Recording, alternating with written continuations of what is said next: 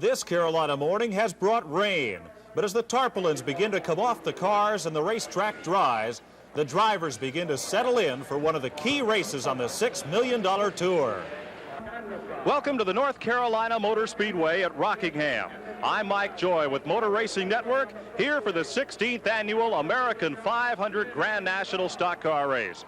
Donnie Allison has planked his Chevrolet on the pole with a new track record of 142.6 miles per hour. In addition to the $20,000 that awaits today's winner, several key seasonal battles are headed right down to the wire. Among those is the NASCAR Grand National Rookie of the Year competition, and Ned Jarrett is standing by in the pits with two of the key contenders. Well, thank you, Mike. One of the battles we'll be watching here today in this race is the battle for the Rookie of the Year honor, sponsored by Champion Spark Plug Company, and leading the standings is Jody Ridley. Jody, you're 38 years old. Does it feel strange being a rookie at that age? Well, it is kind of strange to be considered a rookie at the age that I am, but this Grand National racing is all new to me, and so really I am a rookie in this. Well, your closest competitor is Lake Speed. Lake, can you beat him? I don't know. I'll try every Sunday just hard as I can. You know, it's one of those situations where you really never know what's going to be the outcome. If you do the best you possibly can, try to get 100% out of your equipment, have a good day, and have a little luck on your side, you know, we pull it off from time to time. Well, Mike, here are two rookies that are ready to move into their cars and into the competition. Already in his car is Donnie Allison. He's the pole sitter at 142.6 miles an hour. Looking rather unconcerned is Cale Yarborough, but he's already had a fair amount of success this season. Darrell Waltrip hasn't won in a month, but he's ready. Neil Bonnet in a Mercury, perhaps an underdog against all the Chevrolets in the field. And Lenny Pond, familiar face with a brand new team at mid-season. Hometown hero Benny Parsons has never won at this racetrack, but he finished second last year in this race. Last-minute preparations on pit road. The crew sweeping off the last of the water from this morning's rain as 36 of the nation's finest Grand National stock cars prepare to move down pit road and into the first of 492 laps, 500 miles. Donnie Allison's smile on his face. He's earned his first pole position of 1980. He'll be starting alongside Cale Yarborough, who's already taken 13 pole positions. NASCAR flagman Ernie Moore rolls the field down pit road. 36 cars strong. Starting on the first of several pace laps with the two Chevrolets at the head of the field. Let's take a look at the starting lineup with Allison and Yarborough sharing row number one. Darrell Waltrip and Neil Bonnet in the second row. Row three, Lenny Pond and rookie John Anderson, followed by hard charger Buddy Baker and hometown hero Parsons. Joe Milliken shares the fifth row with Bobby Allison in a Ford. The point standing leader Dale Earnhardt is in row six. Rookie point leader Jody Ridley in row seven, and his closest competition Lake Speed starting right behind him. As the 36-car field rolls through the 24-degree banking of turn number two and into the back straightaway on this 1-mile super speedway, they'll be chasing a purse of over $167,000 this afternoon. Mike Joy with Ned Jarrett awaiting the start of the $167,000 American 500 Grand National Stock Car Race. Well, the field now making its way off the second turn, warming up the engines, getting the grease in the rear end hot. There's Jody Ridley on the outside of Richard Petty, the 7-time Winston Cup champion. As the field moves to turn 3 and 4, the track looks slick. That is not from the morning rain, that's from the driveway sealer, or bear grease as the drivers call it, that's been applied to this racetrack to ensure a smooth but sticky surface.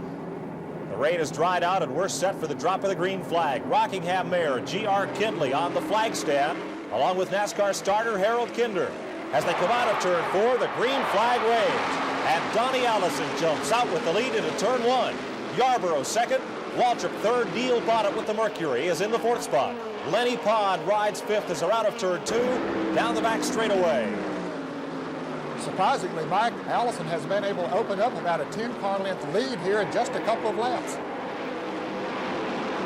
Donnie Allison, winning his first pole position of the 1980 season, takes the Kenny Childers' own Chevrolet down into turns 1 and 2 with a healthy lead over Cale Yarborough. When they rolled that car off the truck, when they came here for qualifying, it was running as fast as any car in the field. They've had to make very few adjustments to it, and we can see the kind of traction it's getting now coming off the turns. Waltrip is third, Bonnet fourth, Lenny Pond in the fifth position. There's Waltrip diving to the inside of Yarborough, and he will pick up the second spot in the green and white number 88 machine. Donnie Allison, healthy lead. Waltrip, Yarborough, and Bonnet at the right side of your screen. Lenny Pond running single file. As it has rained this morning, there's no rubber or oil laid down on this racetrack, so there's really not much of a footing for these cars, and they'll take a few laps to sort of feel things out and see how they'll handle on what is essentially, Ned, a new situation. Yes, it is, Mike. You notice how low they're running on the racetrack as they go into the turn. The group perhaps will move up higher in the turn as the race goes on. One driver who's not worried about the pavement condition is Allison. Darrell Waltrip, though, is really gaining ground as Donnie Allison runs up on lap traffic. And as he laps Roger Hamby on the outside, Darrell Waltrip wants to lead this race. Waltrip dives to the inside. As they move to the turn, Allison just shuts him off and holds the lead with Yarborough in the third spot. Front four out of the turn and into the straightaway. Donnie Allison, the black and gold, number 12 car. Darrell Waltrip right behind him. Into the backstretch. Smoke from Kyle Petty's car, and a car's in the wall. Bill Ellswick in car 05 spins against the outside guardrail in the oil of Kyle Petty. Now he's coming across the track in front of the traffic. Leader Donnie Allison brings Waltrip and Bonnet across the line to get the first caution flag of the afternoon from starter Harold Kinder. And here's Kyle Petty coasting into the garage area, smoke coming from his car, so he's out of it today. Ellswick's car has slid down the racetrack and come to rest against the guardrail without suffering further damage. And Donnie Allison, along with Darrell Waltrip, Neil Bonnet, and the rest of the field, slow under the caution flag.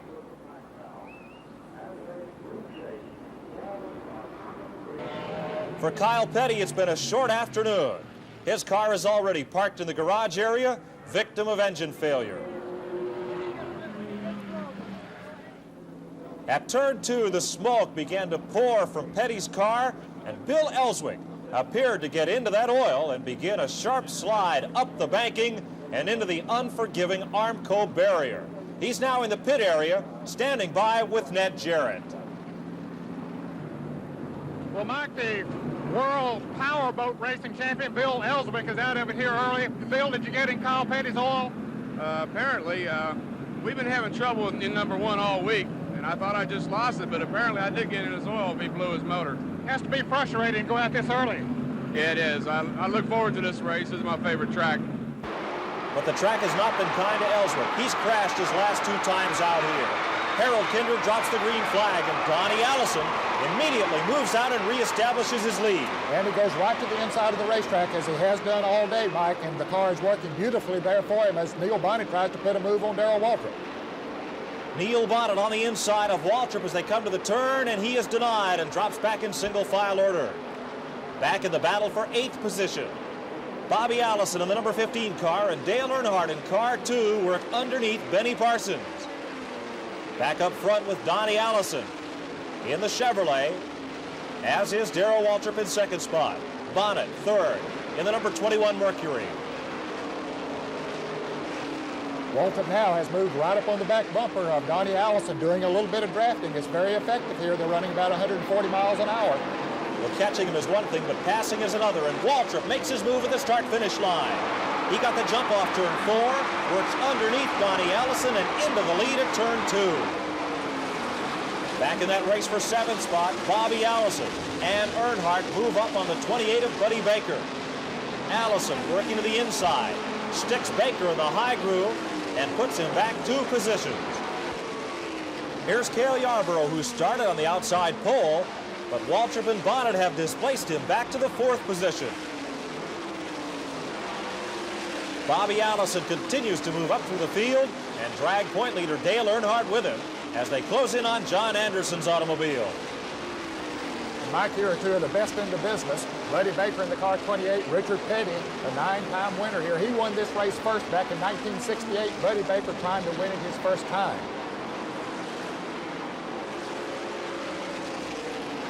Petty, a real pro at drafting as he moves right up on the bumper as they move around. Jeff McDuffie, another of the rookie drivers in the field. Benny Parsons right on their bumper.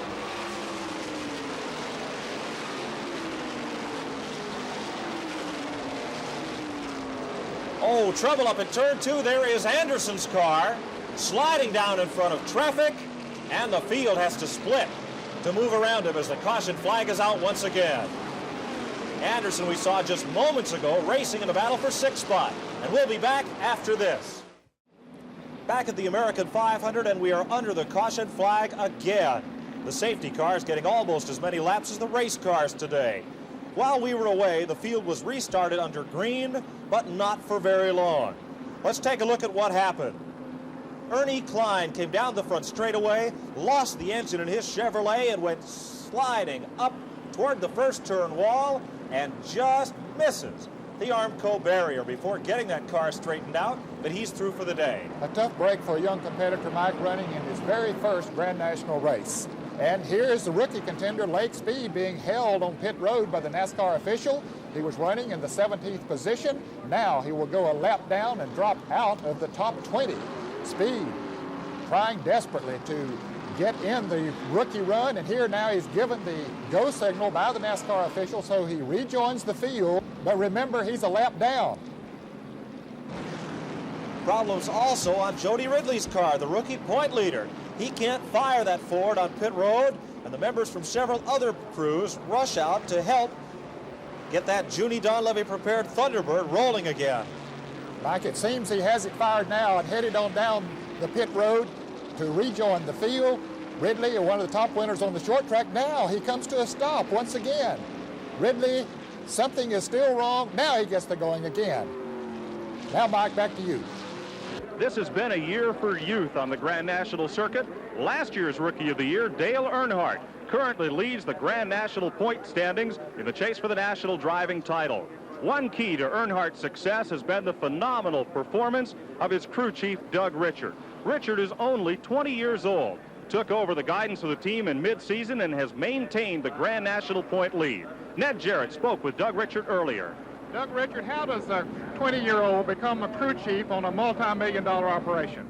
Well, Ned, I was just pretty much in the right place when I was out in California, and I worked hard at it, and the man also gave me a break, and I slowly worked up on some shorter tracks and some different cars, and I slowly progressed moving back here, you know, with the Australian team, and here I am. Do you feel a lot of pressure? Well, there's more pressure now, but I'm trying to put it aside. We're trying to win this championship this year. It'll be the first time a rookie has ever won Rookie of the Year and went on the next year to win the championship. And I'm tickled to death to be doing this job, you know, for that kind of situation. Doug Richard's car, number 2, runs in the second position behind Neil Bonnet. Pit stops under the caution flag have jumbled up the field as we're getting ready to go back to green flag racing. Richard Childress is out ahead of the leader, Neil Bonnet, as they get the green flag and head for turn number 1. 3, 4 cars abreast. Childress cuts to the low side. Bonnet, looking to put him a lap down, is the second car in line, and Earnhardt is in close pursuit. In the backstretch, Neil Bonnet of the number 21 Mercury and Dale Earnhardt in the Chevrolet number 2. Move underneath Childress and work on that 1-2 battle for position.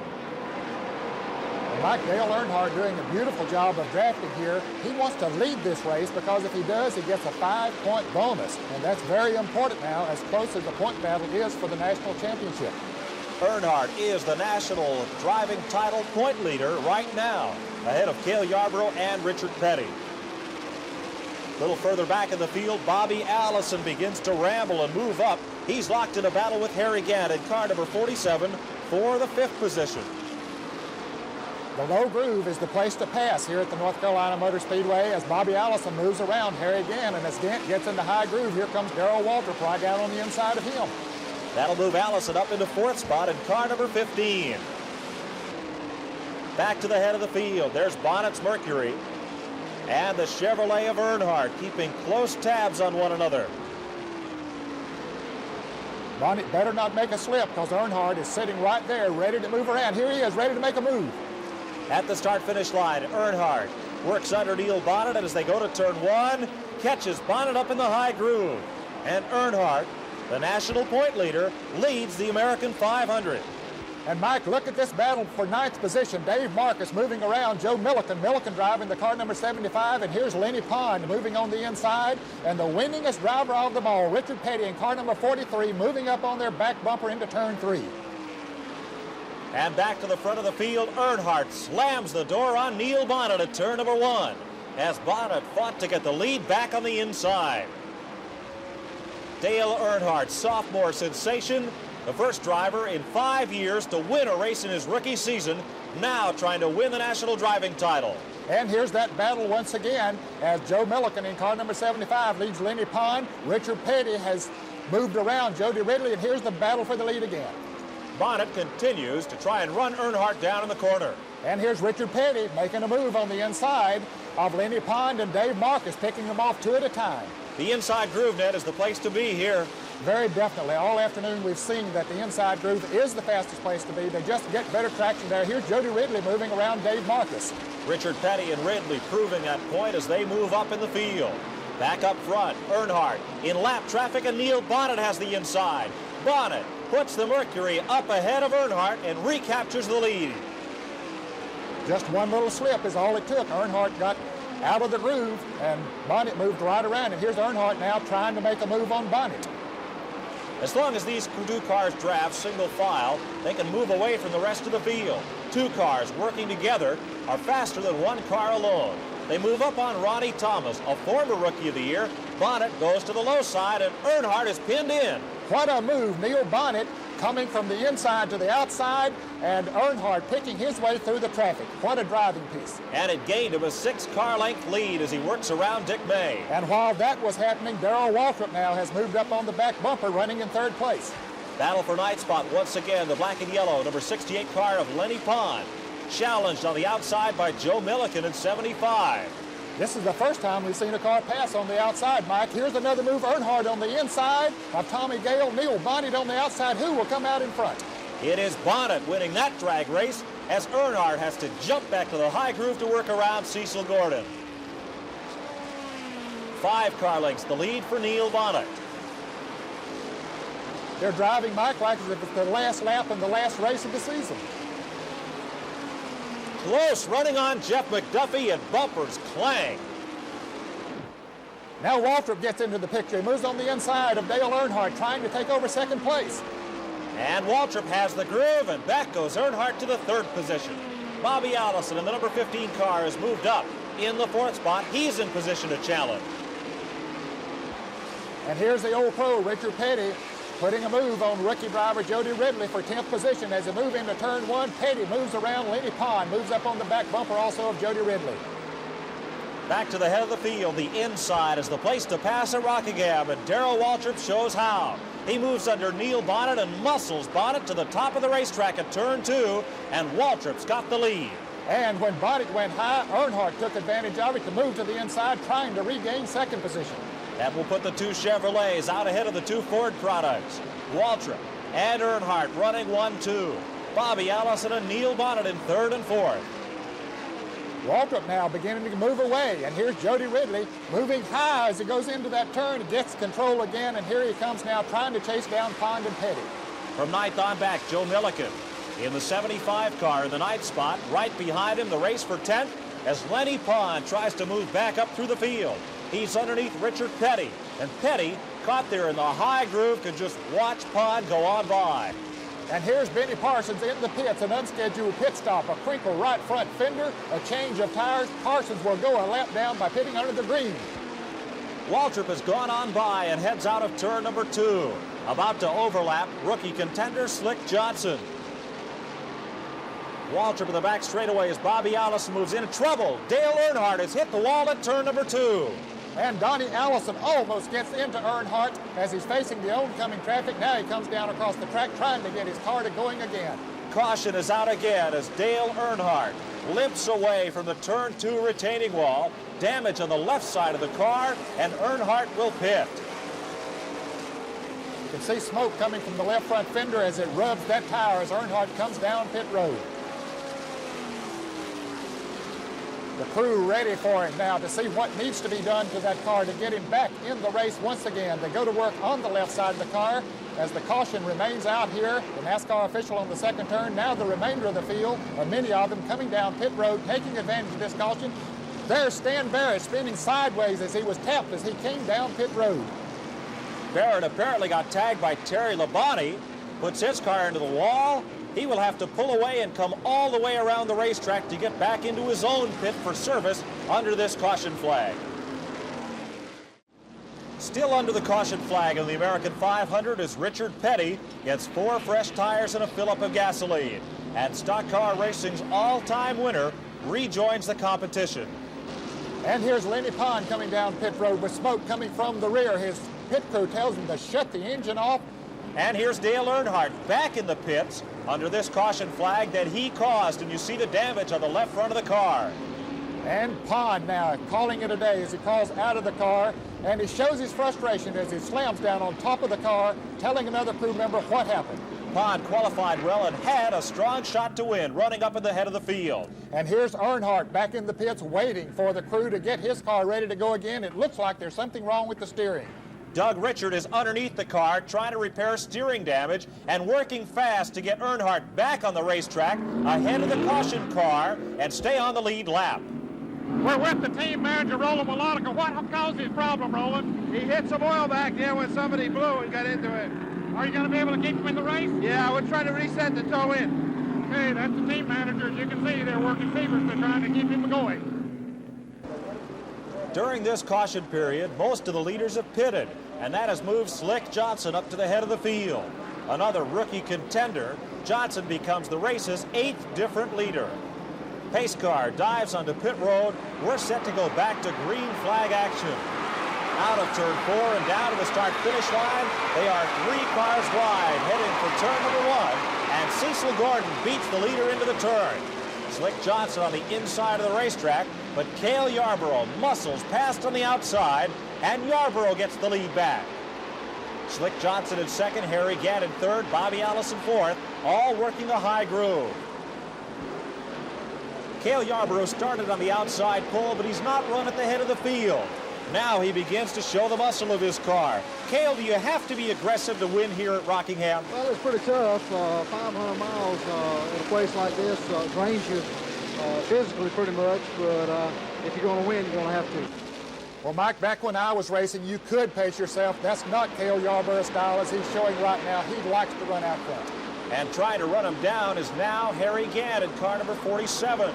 The yellow and white blue numeral Chevrolet for Gant, like Earnhardt, another second-year driver. Here's Darrell Waltrip trying to make a move on Bobby Allison as he takes him into turn 1. Waltrip moves up into the 3rd position and puts Allison's Ford back to the 4th spot. Leader Cale Yarborough takes them down into turn number 3 with Harry Gant trying to close ground. Mike, Harry Gant has never won a Grand National race. He's come awfully close several times this year. Bob Johnson, the crew chief on that car, has really been doing a good job this year. They've turned in good pit stops recently. They're just waiting for that first victory. It could come here today. Darrell Waltrip moving up fast. Last month at Dover, Gant had the lead and could taste the champagne when a late race caution handed the event to Darrell Waltrip. Now Gant and Waltrip working the draft together, tracking down leader Cale Yarborough into the first turn. And Mike, you'll notice Gant can't keep his car quite as low on the racetrack. He slips up, gives Waltrip just the edge he needs to move around him into second place. And at the top of your screen, Donnie Allison moves to the inside, bidding for 5th position. There's the entire Alabama gang. Bobby leading brother Donnie Allison and Neil Bonnet, all from Hueytown, Alabama, and all closing in on the leaders. And back up front, here's Darrell Waltrip trying to make a move on Cale Yarborough with Gant running right on Waltrip's bumper. Front 3 cars tightly aligned to the back straightaway. Cale Yarborough, bottom of your screen in the number 11 car, leading Darrell Waltrip. Harry Gant, Bobby and Donnie Allison, and Neil Bonnet. And here's Waltrip down on the inside. He sent Yarborough up the way he wanted him, and Waltrip is after the lead. The low groove is the fast way around this speedway. Waltrip takes the lead and takes Gant right along with him. Bobby Allison keeping Yarborough up in that high groove. Back in what is now a race for third. And here's Late Speed, the rookie contender, spinning it out up against the guardrail, and it looks like that'll be all for Speed for today. Lake Speed's car parked against the fence in turn 2, and the caution light is on again here at Rockingham. And that knocks one of the top rookie contenders out of the American 500 in what has been a wreck-strewn event. We'll be back with more after these messages. Mike Joy with Ned Jarrett at the American 500. Darrell Waltrip is the new leader with Donnie Allison right on his bumper. Harry Gant in the third spot, and Allison wants to make the move on the inside. And Harry Gant following also as Allison makes the move down to the inside, takes the lead, and here's Gant moving on the inside, taking over second. The inside lane has been the groove here at Rockingham through the turns at both ends of the racetrack. And Allison is working that low groove to advantage. Here's the fight for fifth spot. Neil Bonnet of the Wood Brothers Mercury, number 21, leading Cale Yarborough, who once he gets out of that low groove, loses valuable ground. And here's Buddy Baker pulling into the garage area, one of the potential winners out of it now. Donnie Allison continues to stretch out his lead on the field of the American 500. The pole sitter at 142.6 miles per hour. Baker has pulled to the garage area, helmet off and seatbelts unstrapped. It looks as if the day is over for the Daytona 500 winner. Bobby Allison and Cale Yarborough continue to battle for the fifth position. Ford against Chevrolet as they lap by Dave Marcus. Allison and Yarborough having to work the high side of the racetrack, as in the pits, Ned Jarrett is with Buddy Baker. Mike and Buddy Baker, the Daytona 500 winner, crawls out of his car. Buddy, what went wrong? I don't know, Ned. It started running slower and slower as the day went. The oil temperature started going up, so I guess it was locking a bearing up or something. It just got where it wouldn't keep up, and we had to park it. Well, it hasn't been that way all year for Buddy Baker, but he's out of it here today. Baker is a hard charger, and today the car just wouldn't run as hard as he wanted to push it.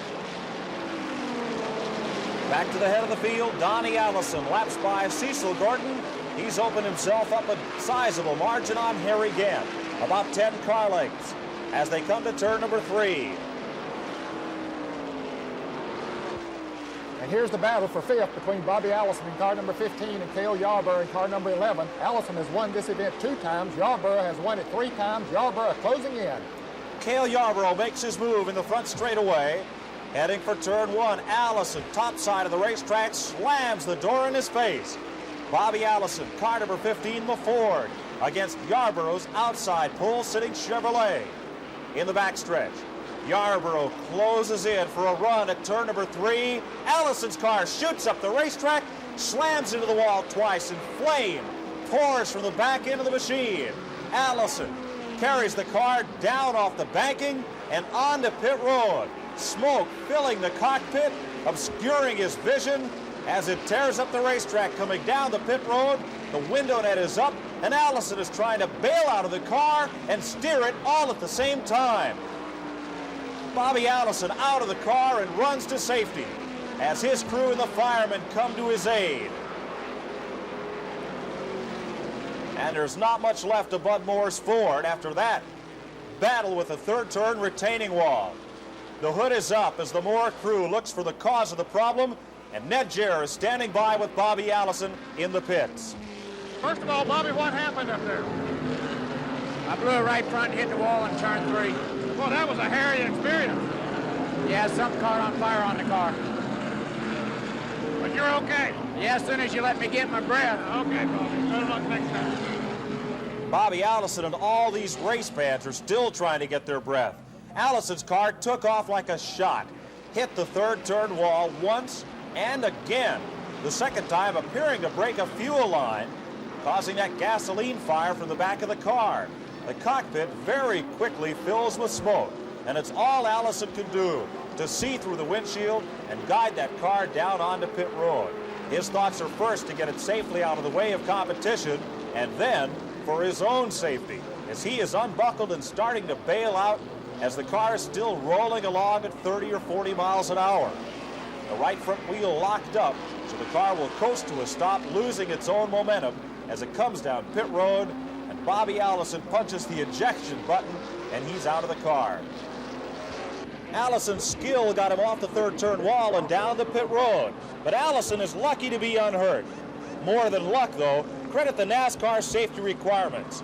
Ned took a look earlier. Here is the type of gas tank that is in your passenger car. It's a metal gas tank, holds approximately 22 gallons, as do the NASCAR cars, but it can burst open on impact. This is a type of tank that was used in the earlier days of NASCAR, but it has been replaced with this fuel cell, which is a rubberized container, has a special foam rubber inside that holds the gasoline. It keeps it from sloshing back and forth for one thing, but also it will not burst open on impact. The filler neck is also a safety device. It goes right here in the gas tank. This is designed so that the car should turn over. There are two steel balls here that will seal the gas off and keep it from running inside the car. As we say, this fuel cell will take a pretty good lick, and Slick Owens of Banjos will show us what kind of a lick it can take. Notice how that tank crumples in. Now look at the fuel cell. Notice how the fuel cell responds. When they really get serious about safety in this country, maybe instead of the horns and the buzzers and the bells, they'll start putting these in our automobiles. Bobby Allison will be able to race next weekend, thanks to NASCAR's stringent safety rules. Waiting for the restart, Harry Gant is at the head of the field. Cale Yarborough second, Donnie Allison, Joe Milliken, and Richard Petty. The front five cars on the lead lap lined up on the outside lane as Harold Kinder waves lap traffic to the inside. And Gant steps out with the lead, taking the green restart flag.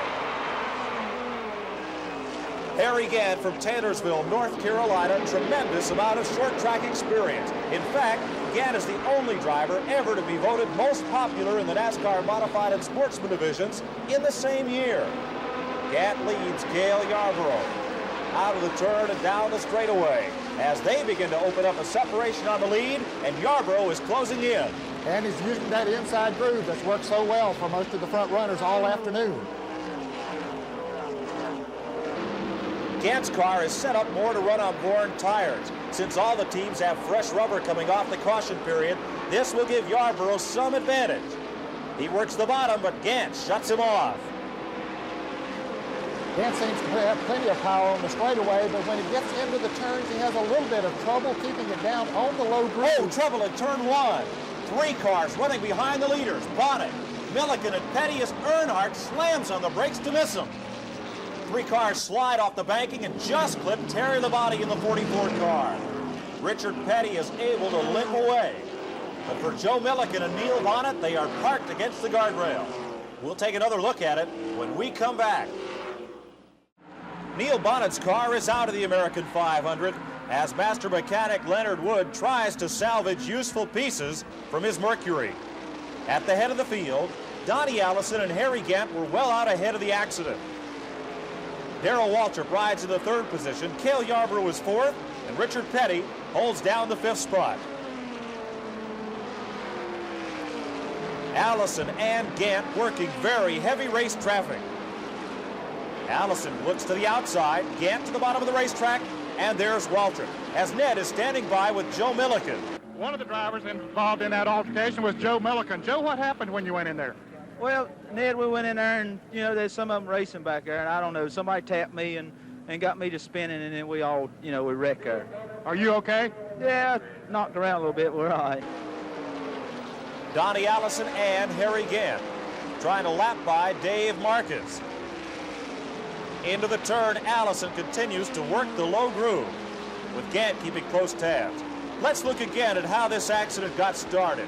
Heading for turn number one, Bonnet on the inside, the second car in the inset in the lower right of your screen. That puff of smoke was the small collision between Bonnet and Milliken that touched off this major crash.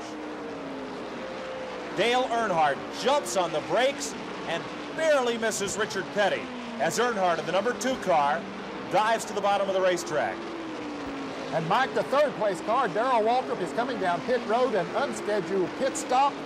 This could hurt him this late in the race because he'll go a lap down. They're changing the right side tires. The right front was going flat on him. Leader Donnie Allison in car number 12 with Harry Gadd in close pursuit as they lap by Dave Marcus. The only thing Allison has to concern himself with is the rear view mirror. It is filled with Harry Gant Chevrolet. Down the front straightaway, they've dispensed with Marcus. Clear sailing ahead. Gant's car drifts up in the groove a bit. And that allows Allison to open up a 1-car length margin, the most he's had in these last 10 or so laps. Puff of smoke from Donnie Allison's car as he dives into the turn. And he slows. Harry Gant moves up on the outside, and Gant will become the leader. And Donnie Allison coasting now into the pit area, headed towards the garage area, so his shot at winning has gone out the window. Here he is now coasting into the garage area. Has to be a disappointing situation for a fellow that had his hopes so high for this race today. As Ned makes his way down to the garage area to talk with Donnie Allison, Harry Gant in car number 47 assumes command of the American 500. Gant from Taylorsville, North Carolina, in his second year on stock car racing senior circuit, but still looking for that all-important and very elusive first victory. Gant into turn number 1 works the high side on Jeff McDuffie. Trouble behind him. Tommy Gale of North Huntington, Pennsylvania has exploded an engine and pirouettes down the track and onto the safety apron. In the garage area, while caution is out, Ned is caught up with Donnie Allison. The more you talk about disgust, Mike Joy, you can see it on Donnie Allison's face as he just sits there in a moment of silence. Donnie, what went wrong? You're running so well. Well, I don't know whether the clutch tore up or the transmission tore up, but I was riding along there, you know, just pacing myself out, and the engine just revved up. I tried to get it back in gear, and it wouldn't go nowhere or nothing, you know, and I kept doing it, and I couldn't get it to move, so I don't know what happened. Well, Mike, if it's not one thing, it's another that's taking the front runners out here this afternoon. And victory continues to elude the Kenny Childers Donnie Allison team. Back with the finish after this. Into the closing laps of the American 500, stock car racing's winningest driver of all time, Richard Petty, in the number 43 automobile, has assumed command. Cale Yarborough trying to run him down, and Harry Gant in the 47 car staying in the thick of things as Yarborough makes his move to the inside. And the fast groove has been on the inside all afternoon. Yarborough gets down underneath Petty and takes the lead. While Petty's on the high side, Harry Gant pulls up alongside to battle Richard for the second spot. Gant, the number 47 car, takes the second spot going into the turn. Yarborough, the blue and white number 11, is the leader, and here is Jody Ridley, the number 90 car, the rookie point leader, currently running 6th overall. And trouble on the Petty car. A wheel has broken down on Richard Petty's car. It got him into the wall. Here he is coasting down or trying to get down pit road right now. You can see that that wheel is not turning. A lot of work if the Petty crew will be able to get him back in this race. And Cale Yarborough has the lead all by himself with Richard Petty in the pits. Yarborough continues to extend his lead over Harry Gant and is about to overlap Dale Earnhardt yet another time. And here's Joe Milliken standing by to relieve Richard Petty. Now he's unfastening the window screen. Milliken will get in the car if they're able to get it ready to go again. The Petty crew working on all sides of this car, changing tires, pulling sheet metal away from the wheels. Petty's coming out of the car, Joe Milliken going in, and here's Earnhardt coming in with more trouble. He's had trouble all day, and now the wheels are running in different directions. When Earnhardt hit the wall early in the race, he suffered steering damage. This could be a further development of the same problem. Cale Yarborough overlaps the top rookie in the race, Jody Ridley. And a long pit stop for the Petty. Certainly not a typical one. Mike Joy took a look at what goes into a 14-second pit stop. As Richard Petty pulls to a stop, 6 men go over the pit wall in a high-speed ballet. Ken Wilson manhandles his 65-pound jack and raises the right side of the car. Simultaneously, Wayne Dalton pulls the first of 2 11-gallon gas cans that fill the tank with a special dry brake coupling to prevent spillage, and Maurice Petty holding the overflow can. On the right side of the car, Dale Inman and Wade Thornberger removed the worn tires using specially rebuilt air wrenches. Steve Hamill has carried 2 new tires into position with fresh lug nuts lightly glued in place on the new wheels. Once Inman tightens the front and Thornberg finishes with the rear wheel, Wilson drops the jack and Richard Petty swings back into action. But not today. That's the kind of work that made them the world champions in pit stop competition. But the long pit stop now has put the many laps down in this race. Repairs are completed on the Austin automobile, and Dale Earnhardt swings back into action. His 20-year-old crew chief, Doug Richard, has had to earn his money this afternoon. But Earnhardt must stay in the race, attempting to pile up as many points as he can toward the national driving title. Here's Darrell Waltrip, and 2 unscheduled pit stops have put the Dygaard machine 2 laps down to the leader. But Waltrip continues, holding on to the 3rd position and a slim chance at the title. Starter signals 2 laps to go. Cale Yarborough has opened up a 3-second lead on second-place car Harry Gant. Yarborough 2 years ago won here with a 3-lap margin, never mind 3 seconds. And in the spring, he won the Carolina 500 at this racetrack. Cale Yarborough, the number 11 car, in one of his final drives for the Junior Johnson team. In 8 years, they've put together 3 consecutive national championships, as Yarborough takes the white flag and heads into turn 1. Next year, he'll join the MC Anderson team. But he is bringing the Junior Johnson colors and number 11 around turn 3 and heading to the checkered flag. Harry Gant some 3 seconds back, the second-place car, and Darrell Waltrip winding up 3rd a lap down. Yarborough crosses the finish line and takes the checkered flag, winning the American 500 and boosting his season earnings to $400,000. Someone else will drive Junior Johnson's car next year. But after winning $20,000 this afternoon, no one can accuse Cale Yarborough of being a lame duck driver. Well, as he crawls out of that Chevrolet, he looks like he's tired, Cale. Well, I sure am, Ned. 500 miles is a long way here, but I just thank the Lord for a good, safe race. You had to do a lot of dodging of wrecks and spins out there this afternoon. Well, I did. It seemed like I was in the wrong place about every time, but let's sit down. But everything went good. The car didn't run quite as good to begin with because it was so damp, I think, and it was running a little rich. When the sun came out, it made a big difference. What makes the difference, Cale, when that changes? It was rich. Carburetor was running rich, and when the sun came out and the air dried up, it got lean and started running.